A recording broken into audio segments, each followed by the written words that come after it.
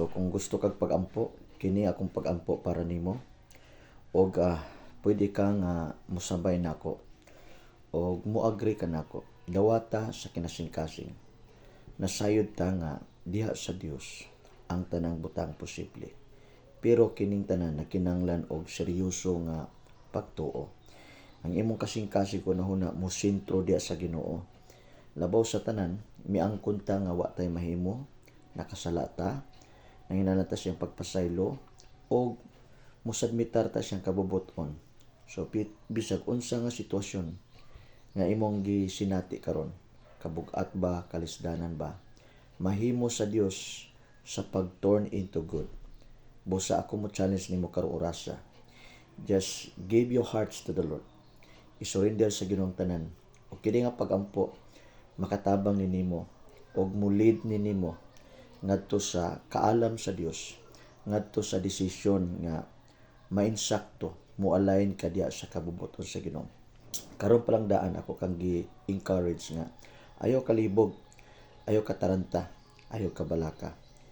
Kitang tanan na may mga challenges. Pero karong orasa, ibutang ang imong kasing-kasing diha sa presensya sa Dios, diha sa kabubuton sa Dios. Ang imong kumpiyansa ihatag sa Ginoo.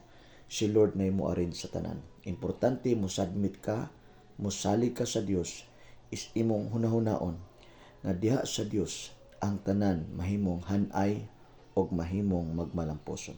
So just agree with me, bear with me. O kini nga pagampo tubagon sa Dios og mamuhat ni sa imong kinabuhi. Father, in the mighty name of Jesus, salamat sa kinabuhi sa akong igsuon. Si kinsa man karon Ginoo nga miuyon og miuban kanako diha sa mga pagampo. Aside ko Lord nga there is no distance in prayer. Karong oras sa Ginoo, salamat sa abling langit. Nga Lord kini akong igsuon karon nga mituo og midawat ini nga pagampo.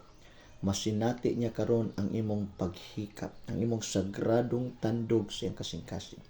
Kasing-kasing na sa kagulanan, kasakitan ug kalibog. Karong oras sa Ginoo, in the mighty name of Jesus, by the power of the Holy Ghost, Lord, ma-renewed iyang unahuna. Makabaton siya og kalipay sa kasing-kasing. Matagbaw siya sa imong presensya.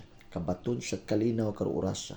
In the mighty name of Jesus, kani iyang problema karon. Salamat Lord sa kasulbaran. Unsay kabug-at matag sitwasyon Ginoo nga alang kaniya naglisod siya Ginoo og sulbad. Pero tungod kay ang kasulbaran wa man sa tao, naa kanimo. Salamat Lord right now. Ang iyang problema karon masulbad sa kahibulungan nimong pagpamuhat. In the mighty name of Jesus, kung balatian man karon yang gihambing, ako ning gipadlong, gi-cancel na ko ning spiritus balatian. Matangtang og malaya siyang kinabuhi. In the mighty name of Jesus Christ of Nazareth. Lord, salamat, i-bless yang panimalay, yang pamilya, negosyo, trabaho, tanan transaction. Salamat Lord nga ang matag sitwasyon nga di maayo alang kaniya ma-turn into good. Dunay promotion, dunay favor, dunay breakthrough, mahitabo karon sa iyang kinabuhi in the name of Jesus. Lord, salamat sa iyang pagtuo diha kanimo. Nga karong orasa mo submitar sa kanimo, mo surrender kanimo. Ilhon niya nga ikaw lamang o Dios, mo'y Dios nga magagahom sa tanan, Dios nga nagbuhat sa tanan, Dios nga tinubdan sa tanan, Dios nga puno sa gugmag kaluoy. Salamat Lord sa imong pagpanalangin sa iyang kinabuhi karong orasa. Salamat sa tubag sa mga pagampo. Walay laing daygon, simbahon, pasalamatan.